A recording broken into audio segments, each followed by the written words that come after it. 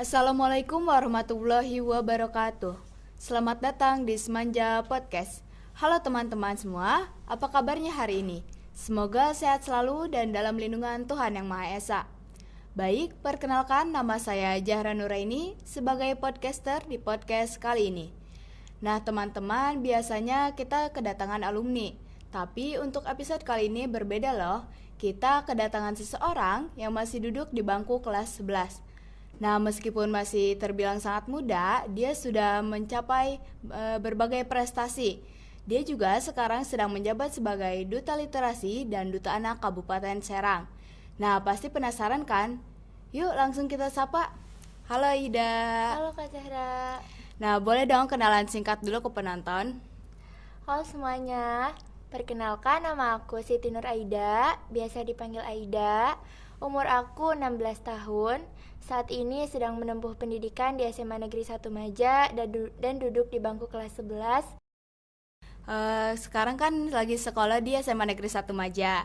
Nah, eskul apa aja sih yang kamu ikuti?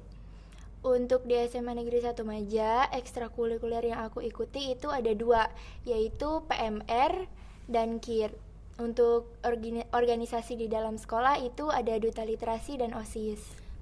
Nah, kamu mengikuti eskul KIR dan PMR itu punya alasan tersendiri nggak sih? Untuk eskul PMR itu memang aku dari SMP-nya itu udah ikut eskul PMR, dan pada saat masuk SMA ada ingin niat melanjutkan di eskul tersebut. Nah, tapi kalau di KIR memang hobi aku itu menulis, karena menurut aku dengan menulis itu kita lebih banyak mengenal diri sendiri maupun lingkungan sekitar.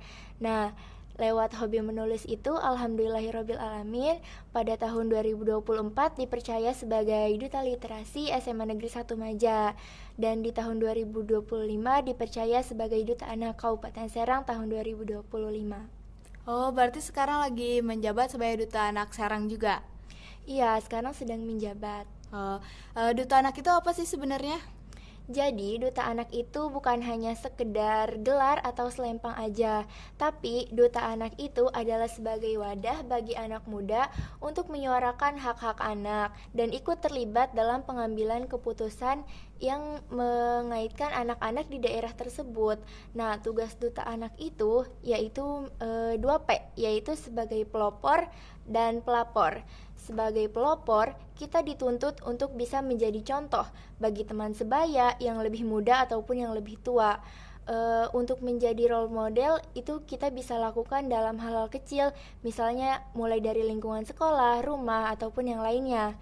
Nah, sebagai pelapor, kita memiliki tanggung jawab yang besar untuk menyampaikan aspirasi anak, mulai dari seperti kekerasan seksual, anak yang tidak mendapatkan hak-haknya, begitu.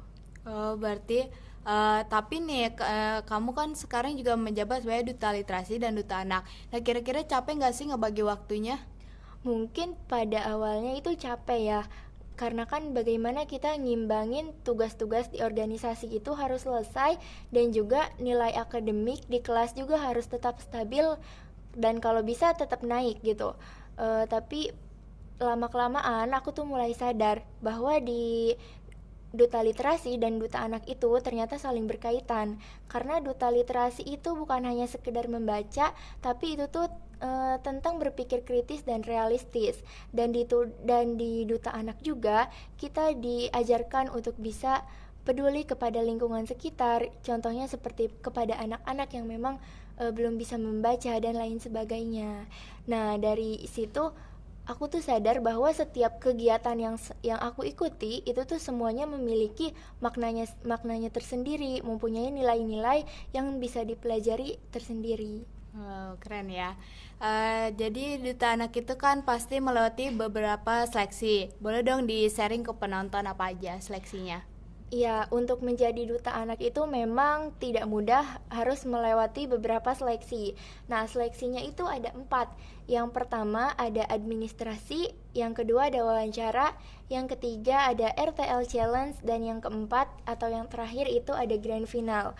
Untuk di yang tahap pertama atau administrasi, itu kita mengisi lewat Google Form tentang profil singkat diri kita, lalu prestasi apa saja yang pernah kita raih, organisasi apa saja yang sedang kita lakukan atau yang pernah kita lakukan.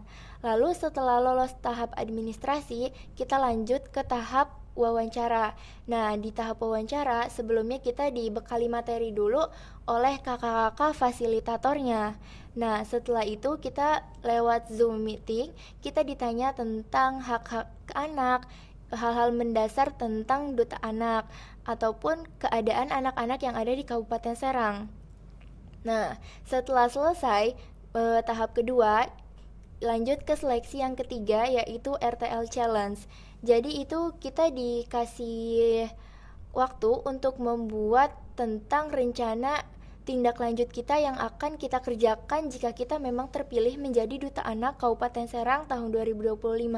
Kita melihat kasus-kasus pada anak yang ada di Kabupaten Serang dan kita mencari solusi terhadap kasus itu supaya agar bisa kita lakukan ketika kita sudah terpilih. Nah, yang terakhir itu ada grand final. Grand final ini dilakukan secara offline di salah satu hotel yang ada di Anyer. Jadi di grand final juga ada 3 tahapan. Yang pertama kita mempresentasikan hasil RTL kita kepada di hadapan dewan juri. Lalu yang kedua itu ada tampilan minat dan bakat. Dan yang ketiga itu ada kita diberi pertanyaan oleh dewan juri dan kita diberi waktu untuk menjawab pertanyaan tersebut. Banyak banget ya berarti seleksinya. Tapi aku penasaran nih, pasti pas seleksi kamu itu punya rasa takut buat gagal. Tapi untuk menghadapi rasa takutnya gimana sih kalau versi kamu nih?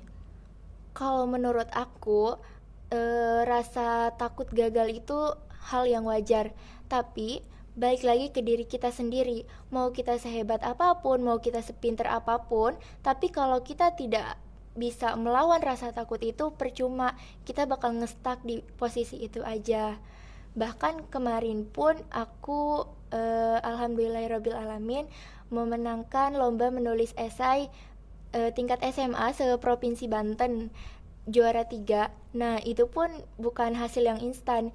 Itu tuh melewati 5 kali kegagalan.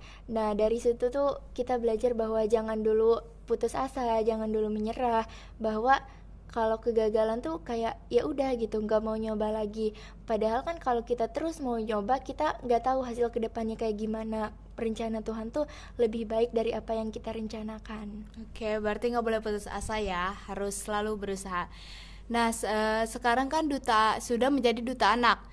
Nah, program yang sedang kamu jalankan ini apa sih programnya? Untuk yang sekarang itu kita sosialisasi hal-hal mendasar dulu, karena kan target kita tuh anak-anak. Nah, dari anak-anak itu kita nggak langsung kayak ke materi yang sulit, ke apapun yang sulit dimengerti oleh anak. Jadi kita tuh kayak sosialisasi hal-hal mendasar seperti misalnya nih ya, bagaimana caranya menghargai perbedaan di lingkungan sekolah, terus bagaimana caranya menolak kekerasan seksual ataupun yang lainnya. Itu yang pertama. Dan yang kedua, sedang ada program membuat cerpen dari 4 hak anak gitu. Wow, keren ya. Berarti programnya sekarang sedang berjalan ya? Iya, bener banget. Lancar gak? Untuk yang sosialisasi itu lancar, dan untuk yang cerpen kita sedang memproses. Oke. Dan sudah menjadi Duta Anak dan sedang menjalankan program. Ada gak sih hal yang berkesan buat kamu dari semua itu?